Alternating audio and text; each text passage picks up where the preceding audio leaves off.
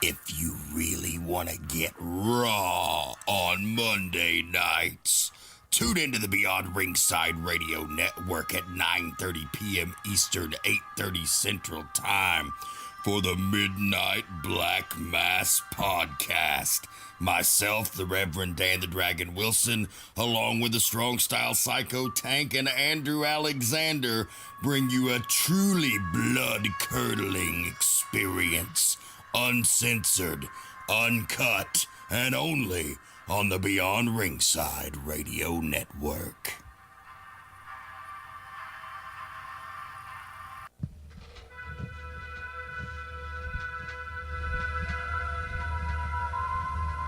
Forget all you know about podcasts.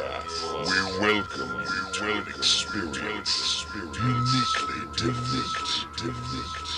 Please join us for our coverage of all entertainment on the fringe of society. The candles are lit, the lights are down low.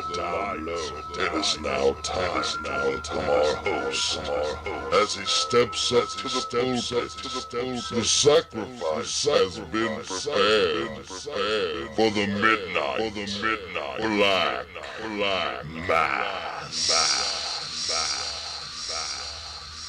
Ghastly greetings, groovy ghoulies, and welcome to another edition of the Midnight Black Mass here on the Beyond Ringside Radio Network. I am your host, the maniacal minister of the occult, the devil you know, the Reverend the Dragon, Dan Wilson, and all by my lonesome this week as far as our regular panel of groovy ghoulies here on the podcast. The Strong Style Psycho Tank and Andrew Alexander are both attending to other matters, so it's just me tonight, but providing backup, the man who's always that man behind the curtain, so to speak. Fast Eddie Layne is joining me tonight. How you doing, Eddie?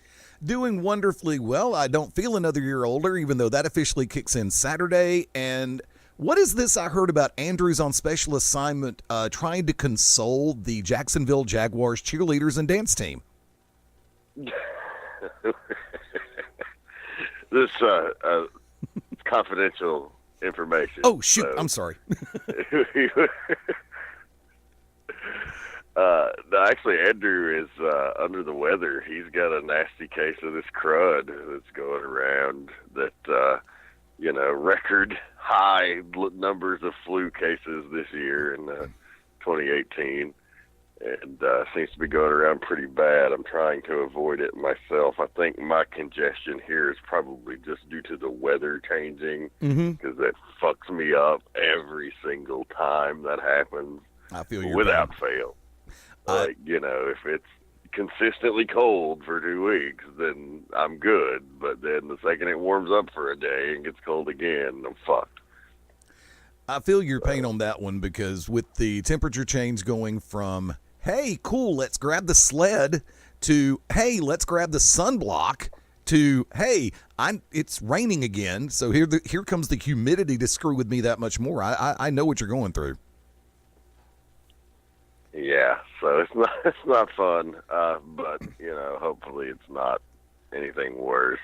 I feel like I may have gotten the flu earlier in the year and not officially had it diagnosed, because I was sick as fuck for a week, and so I'm hoping that was the case and that I just I got it early, but I know that's not my luck, probably so.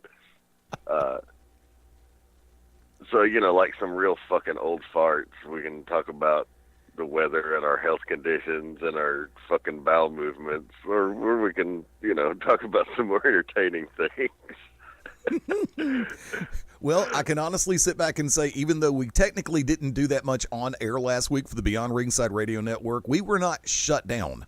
And a new funding bill did not need to be passed. Therefore, we were open for business. It's just everybody was sick last week. That's why we didn't do so much, but kicked it back over yesterday and today. Yeah, it's an epidemic, man. So, if you're suffering, get well soon, and don't give that shit to me. So, hell no. Wash your damn hands. Germex. Yeah, I'm sure. Last week on the show, if you didn't catch it, I don't know, Eddie, if it's up on the archive yet, but if it's not, it will be soon. I had a great interview with Gunnar Miller, kind of kicking off, I guess what we'll go ahead and call the new season of the show, where we are going to be focusing more on having some guests back on and, trying to put a little more effort and energy back into the podcast. It often becomes an afterthought for me because Eddie makes it so easy, quite frankly. Because if he didn't make it so easy, then it's quite possible that I wouldn't still be doing this show. I wanted to call it quits quite a while ago, and, his encouragement kind of kept me going. And as well as, like I said, him making it extremely easy for me to do the show. So, still here, but it's a medium I have to express myself and, put my art out there into the world that I kind of take for granted sometimes.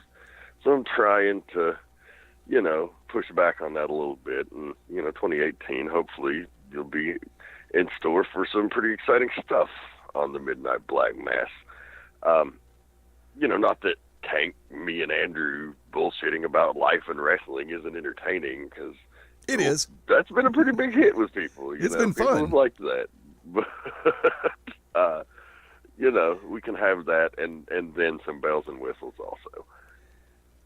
I can identify with a lot of what you just said, because the fact that those who know me over the last year, there have been, I went through my periods of burnout.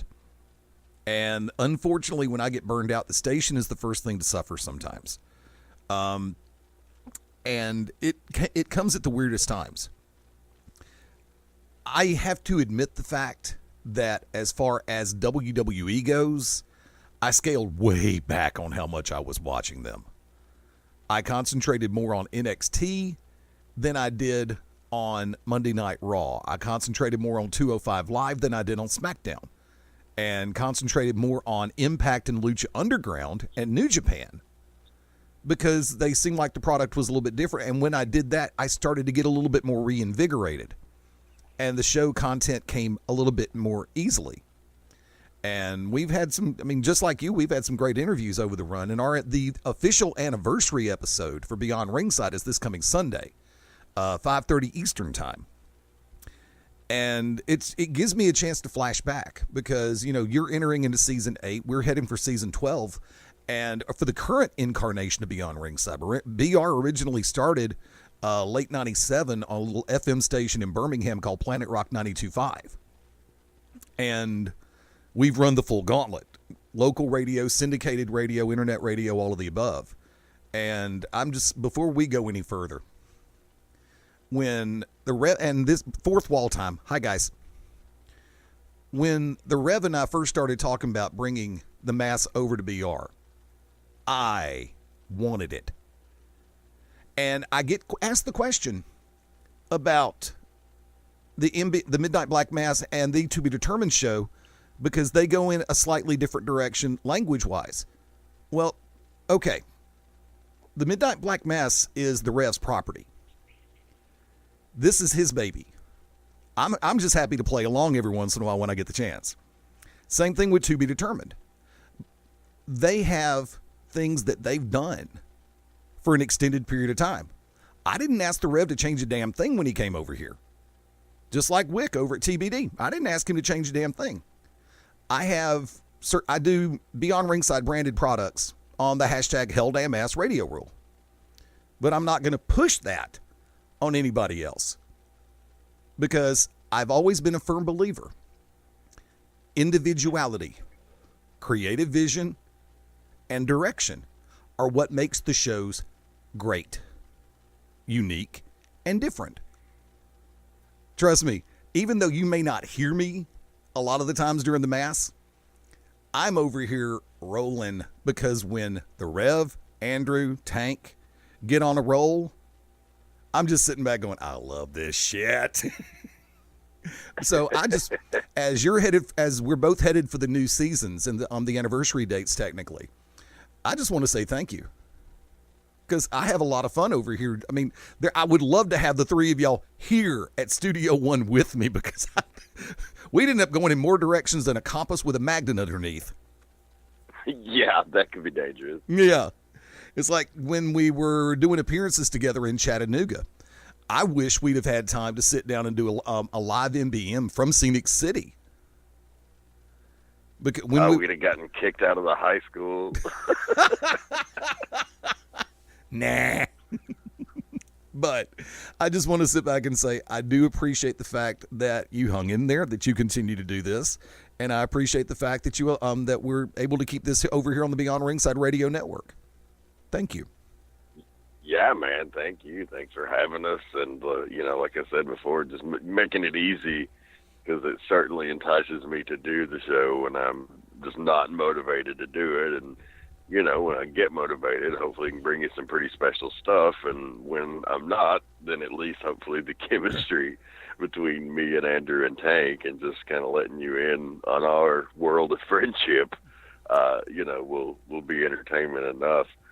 So, don't really have any set format for tonight. Just wanted to kind of do some housekeeping and talk about, that and kind of where we're going moving forward. And just, some just random hodgepodge of bullshit. Certainly willing to answer any questions that Eddie has, or anybody on the Twitter machine that might be listening. So I tell you a little bit about what I'm getting into. We mentioned that had Gunnar Miller on last week, and going to continue the trend with guests coming up next Monday night. Got a very special guest coming on the program. Man by the name of Nathan Hamilton.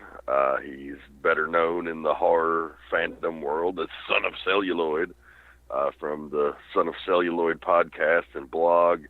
And he's also done some acting. He was in Frankenstein Created Bikers. He's very involved in the Days of the Dead horror convention, not both, but all of the various Days of the Dead, Chicago, Atlanta, Indianapolis, and Charlotte. And I will be in attendance coming up on February the 3rd at Days of the Dead in Atlanta, merely attending as a fan. I don't get to do that often. Wrestling I'm a huge fan of course, but I'm also a professional, and I know it's a little more accepted in this day and age to show your fandom while you're at work, but I'm from that old school where you really don't do that. So, I don't really get to do that with wrestling stuff.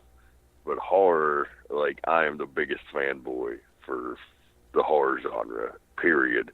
And so this, you've heard me talk about going to Halloween Horror Nights in Orlando at Universal, and, my various horror movie reviews that I'll do on the show. So I'm excited about this. The convention's going on all weekend. It's February 2nd through the 4th, so Friday, Saturday, Sunday, at the Sheraton in downtown Atlanta. I believe a day pass will run you about $30. I believe you can get a weekend pass for a little bit better rate than that. Guests this year include the Real Devil's Rejects cast members, Captain Spaulding himself, Sid Haig, and Bill Mosley, a.k.a. Otis Driftwood, also Chop Top from Texas Chainsaw Massacre 2. There's several of the kids from the new It movie going to be there. The legendary Kane Hodder, Malcolm McDowell, Ray Wise of Twin Peaks fame, Ralph Macchio. This a whole who's who of the con circuit celebrities. There's even some wrestling stuff for the wrestling fans. The legendary Rock and Roll Express will be there. Hopefully we'll get a chance to go say hello to Punky and Hoot, who I know and love dearly. And the Heartbreak Kid, Shawn Michaels, will be in attendance, I believe he's there Saturday only, doing a signing. I haven't seen HBK since did that spot with him on Monday Night Raw on Labor Day several years ago.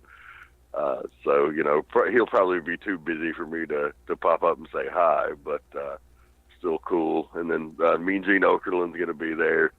So, a healthy wrestling contingent as well. But I'm going for the horror, folks. Oh, the dude that played, I can't remember his fucking name right now. It makes me a shitty horror fan, but the dude that played Andy Barkley in all of the Child's Play movies is also going to be there. Alex Vincent. There you go. Thank you. I was ready for that one. Thank you.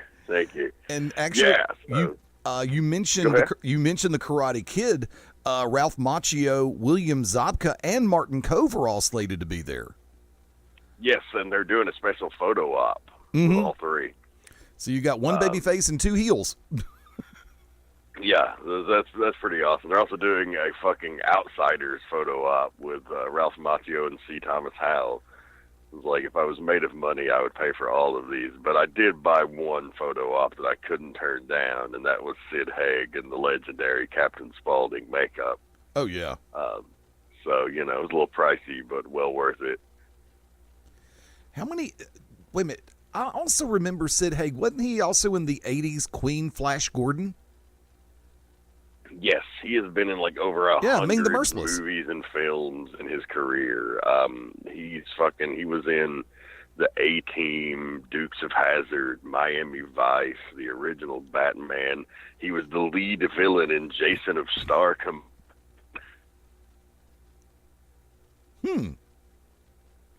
Yeah, I imagine that man. Go ahead. I was say he got his break in Spider Baby. That was like his first big role. Yeah, you have your mark out moment. I have mine. I would love to be able to get the photo op with Malcolm McDowell because of all the stuff that he's been in, especially Clockwork Orange. Oh, yeah. I mean, what a classic, what a controversial movie. What a movie that would not even probably see the light of day in 2018. True. Very true. But then by the same token, let's go back to that timeline. How many things that were made in, let's even just take the 70s. How many of those things would be shelved and never see the light of day in 2018? Yeah, a lot. Like Last House on the Left, does that get made now? Nah. Like, and like it's not a comfortable movie to watch because it highlights that those things that they don't want you to see are fucking terrible. Like, that's kind of the point. There's not much romanticism going on here. Right. I mean... But I digress on that. My God, I could go on all night. Oh, that's right. You did say Meg Foster was going to be there, didn't you? I didn't see Meg Foster, but that's awesome if so. Yeah, Jeepers Creepers 3, They Live. She's actually... I'm looking at the Days of the Dead webpage right now. I just pulled it up a second ago. Because when they may have added some more then, because I didn't see her on the original lineup. That's pretty awesome. Friday, she might have been a fill-in for Heather Langenkamp, who had to cancel due to a family situation. I don't know what's going on, but I was really looking forward to meeting her. So all the best to Miss Langenkamp and her family. Hope all is well. Barbara Bingham, VC Dupree, Tiffany Paulson. I may have to take the weekend off, kids. I'm going to get in trouble for saying this, but who cares? Tracy Lords is going to be there. Oh, that was my next one. I was about to drop on you. So you were thinking what I was thinking. Yeah, that's awesome. Yeah, we won't talk about VHS right now. I was thinking about Crybaby, man. I don't know about you. Oh no, I went come way off the other way. Oh, I know. It's comedic timing, Eddie. Hey, look, the phrase that I've been using lately, I haven't been. I'm funny once every 5 years, and it only lasts a couple of minutes. And yes, that's what she said.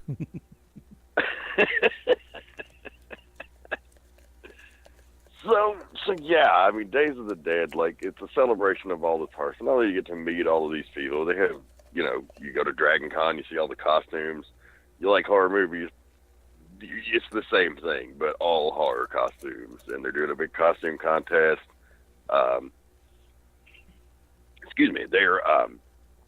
They've got a blue track, which is like independent films.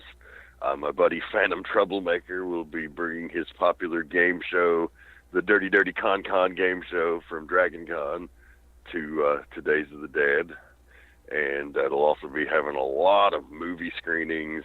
Saturday night they're doing like It Came From the 80s festival with secret movies starring the convention guests, and apparently they'll be in attendance for some of the screenings and shit. So you got panels, you got and of course don't forget the vendors and the merchandise. Like I'm gonna go and spend way more money than I intended to, I promise you. But so and these guys aren't paying me anything. This is my love of horror. Just I'm excited to go, so I'm sharing it with you. This is not a commercial. But if you want to see me out and about, like I said, I'm not appearing. I'm not doing any sort of like professional shit that day. There's wrestling there. I'm gonna like wave at the people I know and walk on by to go get in line to meet Kane Hodder. So that's what I'm doing February 3rd. This coming Saturday, January 27th, we'll be returning to the Landmark Arena for Anarchy Wrestling for a big Powerbomb TV taping, as we have renewed our relationship with Powerbomb TV into 2018 and beyond. We're going to have quicker access to the events. They're going up ASAP. There was previously sometimes a release delay based on ownership wanting to try to market DVD footage and, try to use that and then release the digital. And we kind of came to a new agreement that it's going to be best for everybody to get, in this day and age, that digital content out as quick as possible. So, hopefully within just a couple of days out of the events, you're going to be seeing the Anarchy stuff on Powerbomb TV. And we're hoping to have a big announcement regarding Powerbomb TV here in just the next couple of weeks. We're signing the documents. The ink is drying, but hopefully a huge announcement for the first big show, which would be Hardcore Hell of 2018. And but this Saturday the 27th, big TV taping, double main event. We got a battle of the monsters. I'm talking King Kong versus Godzilla in a lumberjack match. It's Logan Creed versus Jeter, who has been revealed as Jeff G. Bailey's new head of security, his new insurance policy. And Gunnar Miller, the Triple Crown champion with Mr. Bailey, will be defending the title against the Nightmare, Kyle Matthews. What a double main event. Not to mention, we've got Corey Hollis returning to take on the returning Seth DeLay. Slim J is going to be taking on AJ Gray.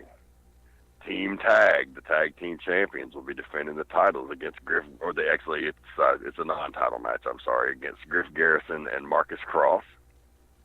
And Wild Billy Buck will be defending the Heritage title against Jacob Ashworth.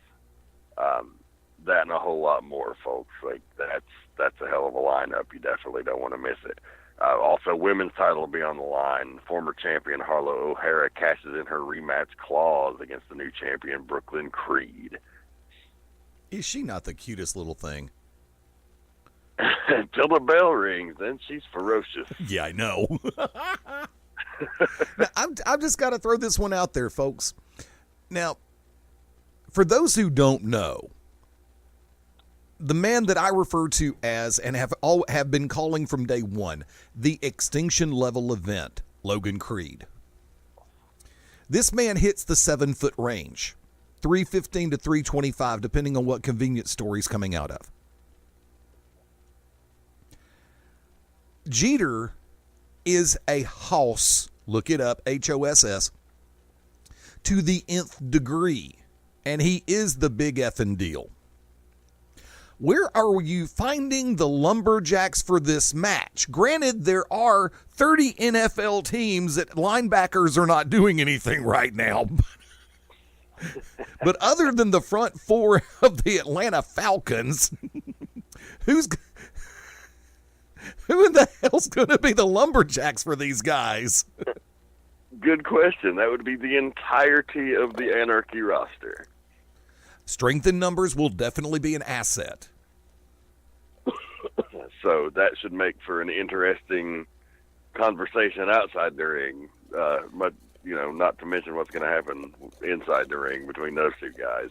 And this all stems from Logan Creed winning, or was the sole survivor, and for his team won the Bunkhouse Rumble match just 2 weeks ago, which should be going up on Powerbomb TV just any moment now. That one, what a fucking match that was. Oh, my God. You have to check it out. Now, the only thing I do regret, and I really apologize to our fans, that we had some staffing issues, and our handheld cameraman called out at the last minute. So while we have many camera angles, there was no handheld camera. And, of course, now had I found this out more than halfway into the show, I would have probably just found someone to go operate it, used a wrestler who wasn't working, or, because I feel like you have to get those shots for television. Even if you're terrible at it, like there's still a couple of shots you're going to get that are, and I felt like, it's fine. You go back and watch it. It's quite entertaining and it's fine, but I feel like it was just missing something without that handheld camera. So I do apologize. Like, I won't let that happen again. A lot of moving parts in an operation like that. Sometimes things slip through the cracks. So, but anyway, despite all of that, it's well worth your time to watch this insane match. It was basically a combination of the Survivor Series, the Royal Rumble, and the War Games. So it was 4-on-4 teams, and the match didn't, officially begin until all 8 are in there. And once they're in, it's Battle Royal rules. But it's also come as you are, no DQ for weapons. So it was fucking awesome. I was really worried it was going to be a giant cluster. That was like my biggest concern putting the whole thing together. I was like, if this thing comes off right, we're going to have something special. And if it doesn't, it's going to be a giant steaming turd. But it really did come off special. And so, it comes down to Gunnar Miller and Logan Creed, the two men who've been on a collision course over the championship since Creed debuted. And they have their tussle. It's dramatic. It's epic. Creed clotheslines Miller over the top last second for the huge victory. Place explodes. Giant Logan chant. Brooklyn comes in the ring to celebrate, and that's when Jeter debuted, coming through the front door and just obliterating Creed. And so that's where this match comes from. That's the reason it was signed. That sounds like it's going to be a barn burner. I do have to ask you about one, and this is going to be one that a lot of people may overlook at first, but I would love to see this match in person. And believe it or not, it's the real Slim J versus AJ Gray this Saturday night in Cornelia. So I don't know if, I think maybe some of your, I hate to call them casual fans, because, what is that even? Everybody has the fucking internet now, so it's not like when you say, oh, internet fans and casual fans, well, it's isn't that just everybody now? But you're more salt of the earth fans, you're more general populace fans. They're probably going to be highly entertained by that match, but it's not going to be a match necessarily that's drawing them to the event. But to the same effect, the hardcore fans, the pundits, the guys who really like to see clashes of different styles and great technical wrestling and great high flying and innovative stuff, I think that may be the match that has the most buzz on the card amongst those fans. Yeah, because, I've watched Slim J, whether it was he himself as Slim J or the Gladiator Jeremiah, and go from there. I've had a chance to work with AJ Gray on a number of different cards, have a chance to watch him in person as well as on video. And I think this, and I hate to use this time-worn cliche, but I honestly look at it as a genuine contrast in styles, and I think these two are going to put a match together that are going to make people go, damn, didn't see that coming. Yeah, I'm really excited about him. AJ, the last time we saw him, he kicked Kyle Matthews right in the goods.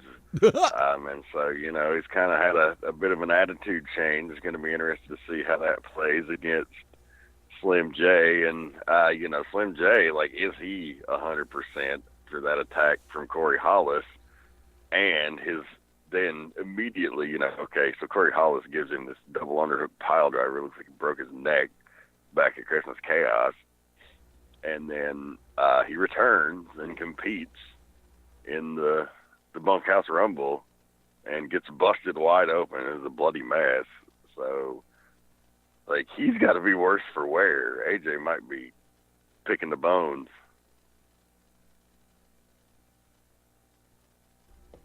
Loaded question. Knowing that you and I do a lot in Georgia, as well as other areas in the hardcore Southeast, Alabama, for me, Alabama, and for both of us, Tennessee. And this is going to be a little bit of a controversial question for the casual fans. Is the talent pool for female wrestlers not as strong today as it was 5 years ago? Or am I just missing something? Are you talking about in Georgia in particular? We'll use Georgia as an example. No. I mean, I think it's about the same. I think, yeah, honestly, it's probably better because you have at least more. You have more variety. Like, there's a few girls at all times, it seems, and never an abundance. Right. In one region. And, for whatever reason that's been the case. And so, I kind of tried to, at Anarchy, like, let's get some women involved. Like, that's the way of the future. And we've had varying degrees of success with it, but overall, I'm pretty happy with what we've done with it. The fans have responded to it. Are they on the same level as some of the male talent here in this state? Not as a rule, generally, but I also find that the ones that are super talented right out of the gate tend to get out of Georgia pretty quickly. And that's not, it's not an insult. It's just like they see the lack of opportunity, so they leave. And so, that's one of the things that I'm kind of trying to change with Anarchy. And like I said, there's been varying degrees of success with that. But overall, I'm very proud of it. I'm proud of the girls and the hard work that they've put in. One thing that's always been one of my specialties is, like, I can take a star that was built somewhere else and certainly plug them in and utilize them to their maximum potential, but it's really not my strength. My strength is developing talent and building stars. So when I look for female talent, I don't really look for the girls who are out there making waves. And, in this era, there's just not a lot of money in our operation because it's a developmental operation. Right. So a lot of the girls now that get into business, they're wanting to, go travel and make a living doing it, and they'll quit their day job and just try to get bookings. And, man, fuck it, that's great. More power to them. But, for the rest of the indie world who are still trying to hold down full-time jobs and, make this work when they can, there's a bit of a difference in the business model there. And so that's why you don't see a lot of those talents. Now, we'll book a Matt Riddle, selectively, a Matt Tremont, and it's a big deal. As a matter of fact, we only book independent talent with buzz named Matt. Damn. No, but, it's something that we have to make a really calculated move on. It's not something we can just throw out of our ass and throw it out there for no reason. So for the women, I would love to book Sue Young, Thunder Rosa, some of the girls that you booked. They book some really fantastic women talent. But they don't want to come work for what we're offering, It's that, and that's fine, because if they can get it, then why would they? Right. If they can get it, why would they? But the girls who choose to put their faith in us and choose to say, okay, I'm going spend some time with these guys and see if I can pick anything up. I'm looking for girls not necessarily based on their in-ring ability, but their attitude and their coachability. Like if I give them a pointer and they listen and they get better the next time, well, that's who I'm looking for, as opposed to people who are already awesome. And I often find that a lot of the ones who are already awesome have a tendency to not listen nearly as much. Oh, no, because, they're already good. And, or they think. Even though I might have something to teach them, like, they don't think that, so whatever.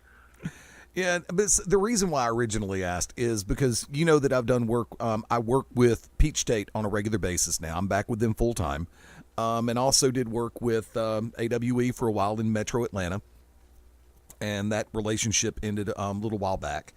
But I always seemed to see, even though I would see different names every once in a while, I saw a core of around 15 that would work in different areas. And that's why it's like, and then maybe 4 or 5 years ago, I was seeing 25, 30 names all over the place. So getting trying to take it on the road and go to different areas, I can definitely see that one because we all do that. I mean, I live a little bit south of Birmingham, Alabama, and I'm willing to make the drive. And this is something that a lot of people in the Rev will back me up on this. I'm willing to make that 90-minute or 2-hour drive or 2.5, depending on where the show is. Hell, I drove 3 hours to Chattanooga. So, hey, you have to be willing to put yourself out there. I'm very, and sorry for doing this real quick. For years, the knock on me here in the state of Alabama that I was one company exclusive. And for a while I was. Because it seemed like every other show that wanted to book me was going to run on the same night as my home promotion. Not going to do it. Well, lo and behold, everything went chaos here in Alabama. Oh, if I could only talk about it in an unexpurgated environment. We'll talk off air. We'll talk off air. Well, things have gone batshit crazy over here. And I don't work shows in Alabama right now because it seems like just about every show has drama. I don't do drama. Now, I can't speak for South Alabama, Montgomery and South. I know of one show that's running in Montgomery, and they seem to have a little bit of footing going to them, and they seem to be going in the right direction. More power to you. Montgomery's not that far. We could work something out, I'd take it. But as far as East Alabama and North Alabama, nope. I don't do drama. I do wrestling. That should be a t-shirt. It's also important to manage it should be. It's also important to manage workload and expectations. Like if you really only got the time outside of your other commitments to focus on one promotion, then do that and do a good fucking job. There's nothing wrong with that. Right. You're probably not going to get some outside attention based on that. I can speak from experience, but, it doesn't matter. You're still doing a good fucking job for what you're trying to do. And everybody wants to rule the world, as the old song goes, and it ain't really fucking necessary, Tears for Fears. Roland Orzabal. Yes. There you go. Which threw me for a second because I remember there was a time in my life where it's like you had Tears for Fears and Fine Young Cannibals, both with a lead singer named Roland, and it's like, okay, which one was Gift and which one was Orzabal? I keep forgetting. And then I remembered, it's like, oh, crap, okay, I'm good. But yeah, that's my take on it anyway. And as far as the women, hopefully we will craft, and the women that we use are not bad. That's not at all what I'm saying. Oh, so no. I'm going to get my words twisted. No. That's not what I'm saying at all, but I'm saying that they are coachable, and they will listen and they will improve. And, hopefully by the time we're done cultivating this women's division over the next few years, that it will have bred several awesome female competitors that, will go to Georgia and hopefully beyond as well. And don't get me wrong, let me go and throw this one out there. I've worked with Harlow O'Hara. I've worked with Brooklyn Creed. They are two very gifted in-ring competitors. And they were good the first time I saw both of them, and they continue to get even better. So, look, I'm not knocking anybody in any stretch of the imagination. I was just looking at the overall quantity scenario. Oh, yeah, no, for sure. And I wasn't saying you were, but I just didn't want people to think, you know how I'm often concerned about my words being twisted. Right. So that's all I was getting at there. I'm very proud of all of them.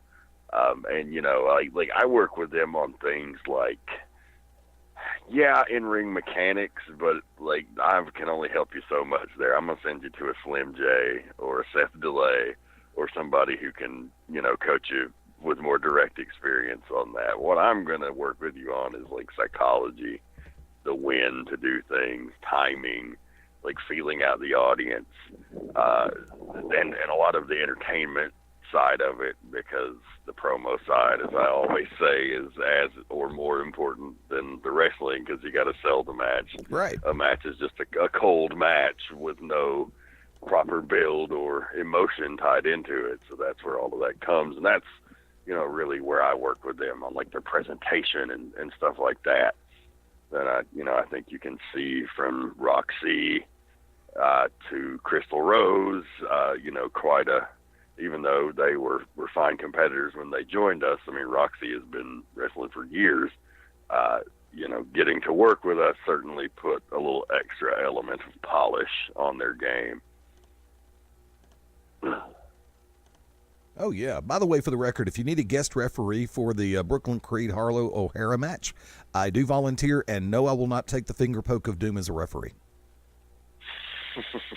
Well, it's good to know your integrity is intact. I might get distracted every once in a while, but I will be attentive.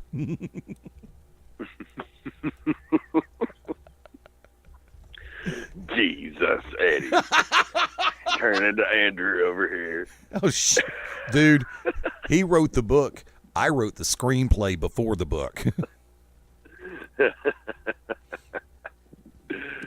Oh, shit. So, I got that going on. The Scenic City Rumble is February the 10th up in the Chattanooga area. I'm not sure if I will be there yet or not, but, I've been helping them try to line up some of the talent. Anarchy is certainly involved and, has a huge contingent of talent coming up, including Billy Buck going to be taking on indie darling Kurt Stallion, and a match that's got a lot of people excited. Joey Mercury is going to be there taking on Joey Lynch, Gunnar Miller against Matt Lynch, plus the over-the-top rope Scenic City Rumble, with the winner getting a shot at the Scenic City Invitational Tournament in August. That's coming up February the 10th. And like I said, there's a good chance I'll be there, whether or not we end up doing commentary. I'm told they're debating on a video release right now, so I'll be pretty useless if that's the case, but I might come and agent some matches or something. Yeah, actually, the Beyond Ringside Radio Network will be on location there that day. So even if we don't do commentary this time, I will still have the full radio rig there and set up in mass, in full force, and we may actually do some interviews from the event. Well, that sounds fun. Yeah, I could pop in for that. Regardless. I'd love to. I think it's going to be at Ottawa. Yeah, which Ottawa. Is where the previous Scenic City Invitational tournaments were.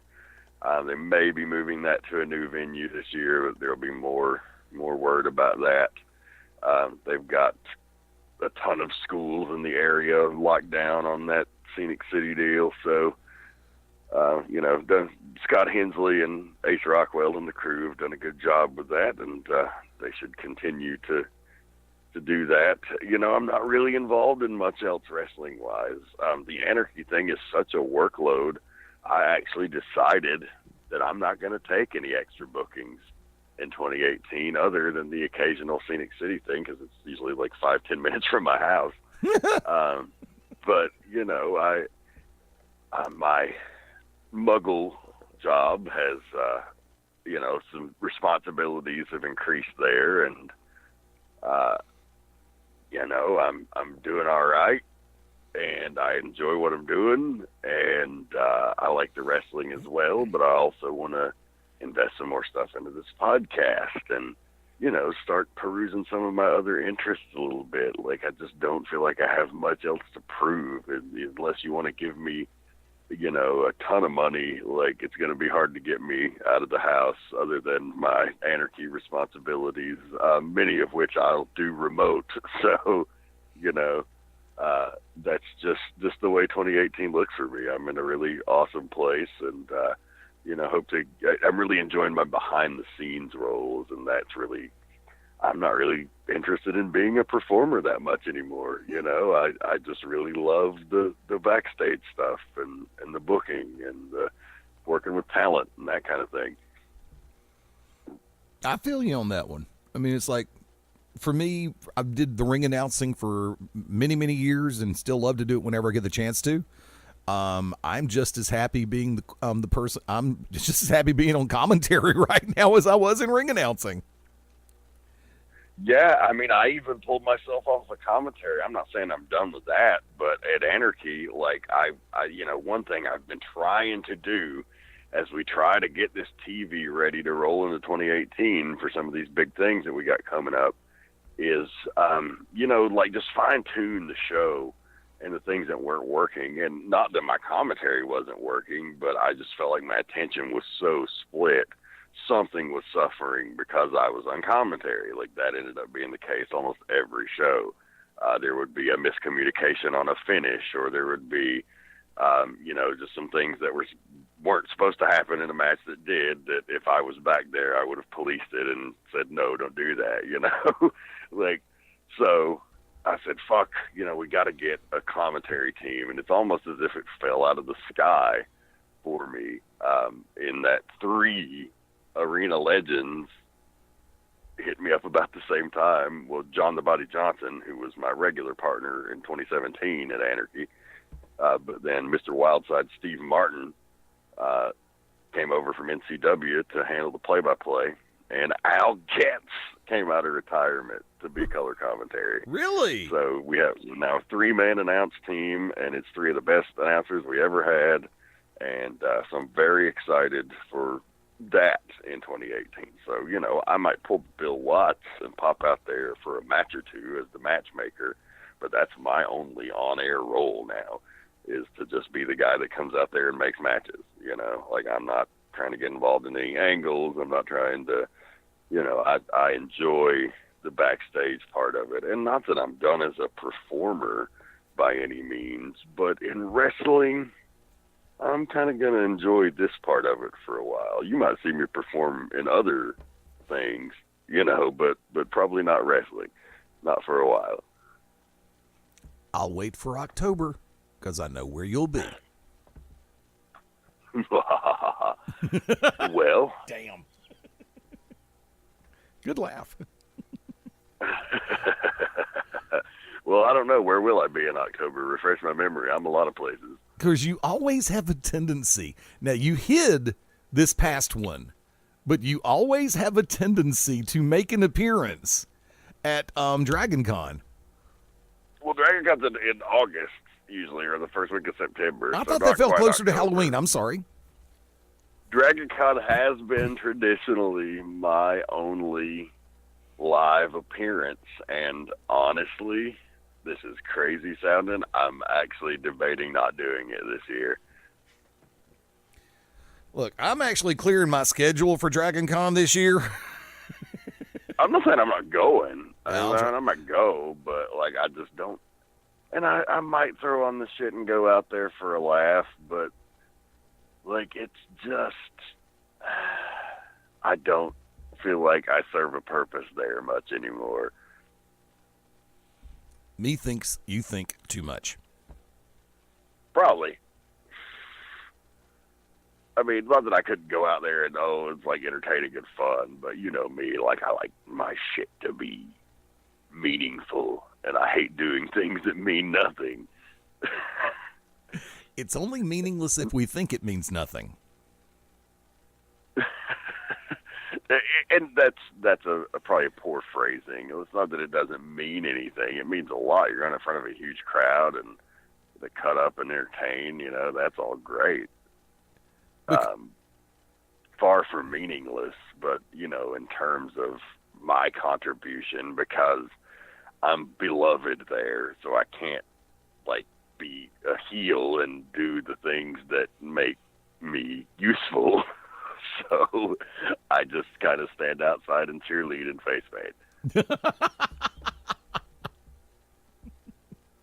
We'll get him there, folks. You know it. Trust me, we'll get him there. Like I said, good chance I'll be there, but it might just not be in the capacity you're used to seeing me. Maybe it will. Maybe I'll change my mind by then. I have a question. There is a new Devil's Rejects movie coming out this summer, so I was gonna save that one for later. But unfortunately, all of my rejects are retired, and then there was a next generation that didn't work out so well because they all turned on me, and now Broadcast is a maniac. So. I want to bounce this one off you because we have not discussed it, and I haven't heard y'all really talk about it here on MBM. The Women's Royal Rumble match. Guarded optimism? Curiosity? Where is I'm interested, yeah. I think it's a good idea. Why not?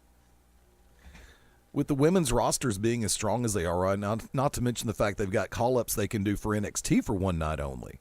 I have to sit back and wonder how many genuine open surprise spots they're going to have in this. Because considering the fact that a lot of the ladies that have worked for WWE over the last few years, even though they may have, if they left the company on good terms or ill terms, a lot of them are still in very much a very solid ring shape. And you could probably get them back for one night. Is there anybody that is there anybody you're intrigued about whether or not they'd show up? There's not too many that are still active, are there? I don't think Beth Phoenix can wrestle anymore, right? I don't think Trish Stratus can do much physically.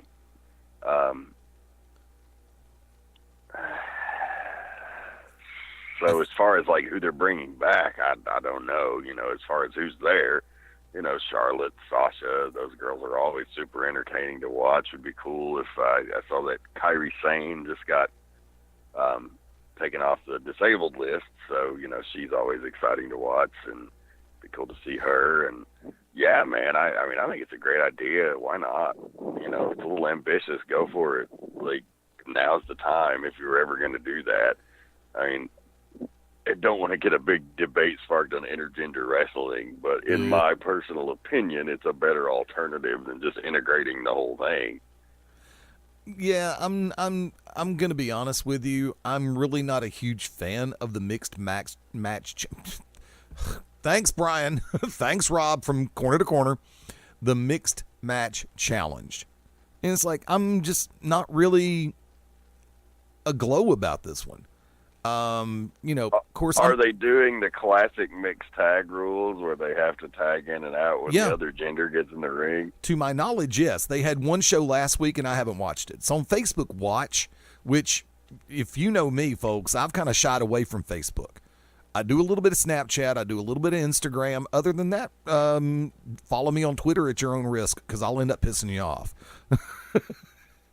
Everybody else, not you, Rev. Yeah, I'm hard to piss off. Well, I'm easy to piss off, but if you're cool with me, it's hard to piss me off. Rev would sit back and look at some of my tweets and go, damn, Eddie woke up. What the hell? But yeah, the mixed stuff, I think having that as a rule kind of helps because I think they're maybe testing the waters of intergender. So, I think, the ref's back's turned, the woman drop kicks the heel, there's definitely some things they can do to take advantage of those rules. I don't know if the world is at large is ready for the intergender wrestling like it is on the indies. I mean, it is, I get all the arguments for it. Like, yeah, if your wrestling is that style of wrestling, that you're just like totally oblivious to making it look realistic in most cases, then, I think you're fighting an uphill battle. But if that's what you're going for, then more power to you. The style of wrestling I present is a certain style of wrestling. If you're doing something else, like I've gone past the point where I like will bitch about it or even care. It's just like, okay, well, that's what you're doing. This is what I'm doing. Like, I don't have time to worry about it. There you go. I mean, the main thing that I look forward in any type of wrestling, and I mean ANY, is the factor of remembering the base creed in the world of professional wrestling is the suspension of disbelief. When you've got Braun Strowman teaming up with someone 1/6 his size as a tag team, and you're looking across at another team that is relatively average height, you can't pay me to think that Sasha Banks could get the pin over Braun Strowman. Yeah, that's pretty absurd. I mean, there's a way you can do these types of things to where, like being a master of having to work with what I have over the years, I've certainly made some pretty ludicrous scenarios plausible, but, I don't think in a lot of cases they're putting that much thought into it. Yeah, I mean, the MMC for me is more of a gimmick, and it's something to, you're right, testing the waters to see exactly what people will bite into. Because we can all agree the fact that 205 Live, whereas for most people who are, and I break it down into two categories. You have wrestling fans and you have WWE fans. Or back in the day when it was Monday Night Raw, Thursday Night Impact, Friday Night SmackDown, strike the two back, flip those last two back and forth. I used to just simply call them the MTFers. And for as much as they say wrestling, no, you're talking sports entertainment. What we do here is wrestling. And we have fan bases that are decidedly a lot more wide-visioned than just what the WWE offers. Even over the last 5 years with the way that they brought in a lot of talent from different organizations like Ring of Honor, PWG, PWX, New Japan, CMLL, all of the above, Noah. But we, they still end up in the WWE style of things. Because for as much as people went absolutely batshit crazy over the factor of Shinsuke Nakamura showing up in WWE, you didn't have that many people looking over to go, okay, who else have they got other than real wrestling fans? WWE fans were content to go Monday and Tuesday, and NXT Wednesday. NXT is a more representative example of what goes on in real wrestling as opposed to what's on the main roster. Agree or disagree, Rev? No, I mean, it's a good point. Like, certainly. And when you talk about the different types of fans, like, yeah, like all great points. Definitely agree with you. Can you believe an hour has flown by? I know. Like, I was like, oh, this might be a short one because, don't have much to talk about. But yet, here we are, and another hour has passed. Can I pick you for predictions? Huh? Can I pick you for predictions real quick? I'm going to give mine Sunday. I'd hate, honestly, I mean, maybe a couple, but I'm so disconnected right now. They're really poorly educated picks.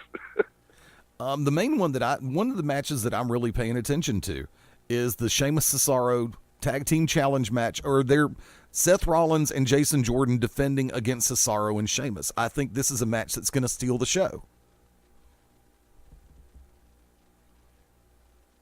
Any thoughts? Yeah, see, I didn't even know it was happening, so there you go. Oh, there you go. That's how plugged in I am. It's pretty bad. Yeah, so maybe we should probably not have the Rev give predictions. It's all right. It's perfectly going to be pathetic. Dude, it's no big deal. Like I said, I don't watch it that much anymore. But like I said, I make it a point to catch certain storylines because the way they're playing out, and because I'm a fan of the. It's like, dude, here, Castagnoli, Tyler Black, same match, I'm in. Oh, I'm sorry, Cesaro and Seth Rollins. But see, I've been watching these guys before they got to WWE, so that's why it's like. Former Ring of Honor heavyweight champion Tyler Black. Hell yeah, we'll definitely keep an eye on him still. Same thing with Claudio Castagnoli. Yeah, those guys are awesome, so I'm sure it's going to be great. Like, no worries about that. But one thing before we get out of here, that when you're talking about that, like, Nakamura came and the hardcore wrestling fans were excited, but the WWE fans weren't. And I think, a lot of you talked about them having to go to WWE style. Like, a lot of the guys have to learn WWE style. That's true. And there's a reason for that. And a lot of people think, it's because they want him to just be a vanilla cardboard cutout, so they'd be like all the other wrestlers, and they won't get over. And Vince McMahon can secretly bury him because he hates money. No, it's not at all the case. But the WWE style is generally a safer style, and you see how hurt and injury prone their roster is as it is now. These dudes are working, and girls are working 5 days, 6 days a week, every night. So you can't get away with doing the same style you did on the indies when you were working 3 and 4 nights a week, if that. Big difference. You're just mainly working weekends. Yeah, your body has a whole week to heal up from all that shit. When you're on the road, not to count in jet lag, poor sleep in a shitty hotel bed, all of the variables that may come with that, and having to get out there and perform every single night with no more than a couple of days to rest your body before you're on that grind again. So that's why they do the WWE style. Amen. So that's all. We're out of time, and the Rev's got other irons in the fire that he needs to tend to anyway. So wonderful show. Thanks for joining us, everybody. You as well, Eddie. My pleasure.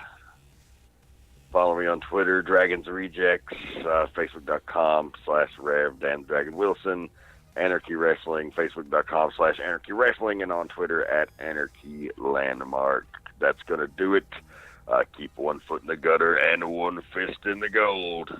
Good night.